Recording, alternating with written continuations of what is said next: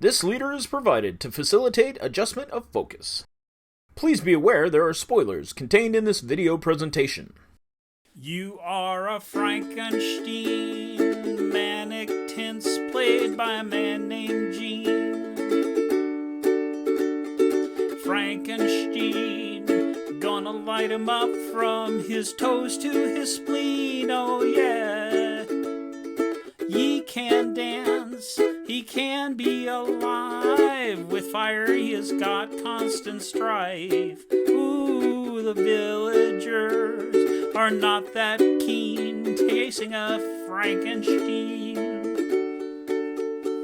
That was awesome. Young Frankenstein was released in 1974, directed by the legend Mel Brooks.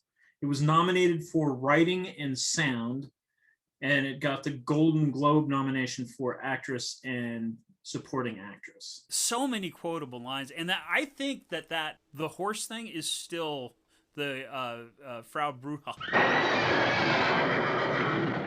is still so funny. One of my favorite Denver Ute Community updates had that gag in it.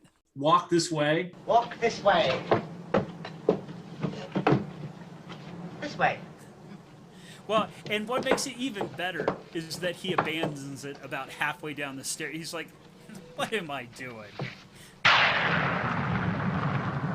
It didn't seem as funny this time that I saw it as much as it usually. I mean, there's still some good lines. I love the guy that plays Igor. Yeah, Marty Feldman. He's just hilarious. 3 syllables, yes. Yeah. Is it this or is it that? That's what you should do. Or they'll know. Madeline Kahn was amazing. Yeah, I've noticed they are really generally okay with being a little bit rapey. Calm down. I'm not afraid of you. Oh my God. Woof. Yeah, that scene was a little rough. Oh, Teri Garr, her performance, so underrated, because she did such a great job. What knockers. Oh, thank you, Doctor.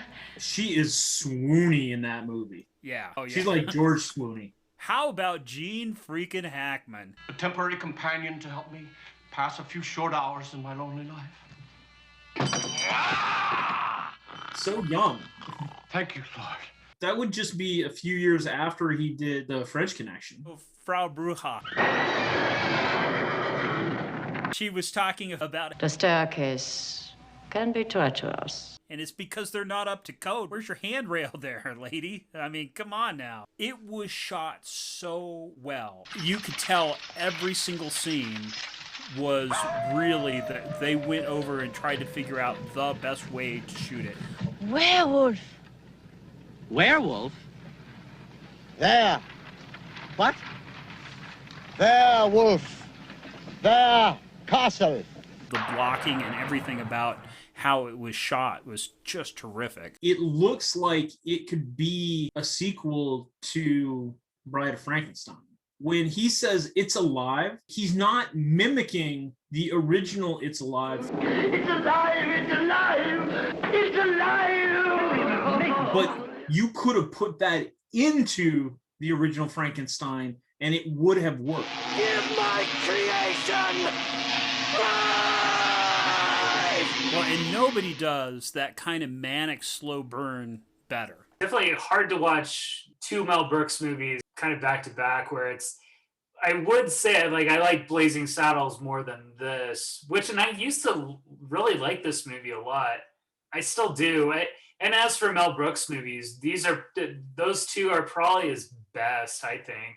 Because Spaceballs and Men in Tights, once again, I think it's more accessible. Right. If you're a Hitchcock fan, High Anxiety is like where it's at. I have to say, Producers. Oh yeah.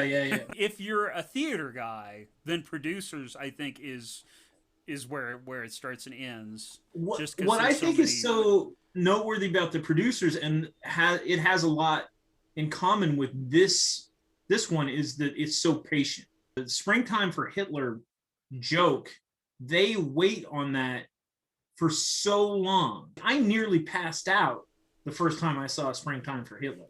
Right. Because, like, it was just so out of the blue, and I'm sure that I heard it on Dr. Demento, but In context, yeah.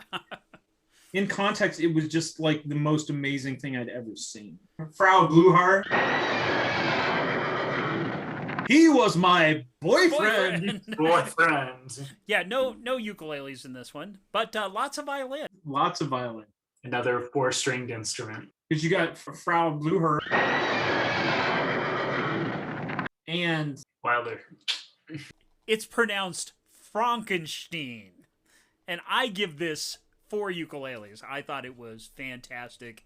It is a classic of movie comedy. I'm gonna give it 3.5. Just because we just watched Blazing Saddles. I don't like it as much as Blazing Saddles. It's a different type of movie. I'll give it 3.5. And Frau Blucher. And I'll give it 3. It was weird. I didn't think I was gonna like Blazing Saddles so much, but I was like, God, this is just a funny movie. But then to watch this, I'm like, no, I used to really like this movie, but I don't like it as much. And History of the World was part 1 was kind of the same way too. But I'll give it 3. It's over!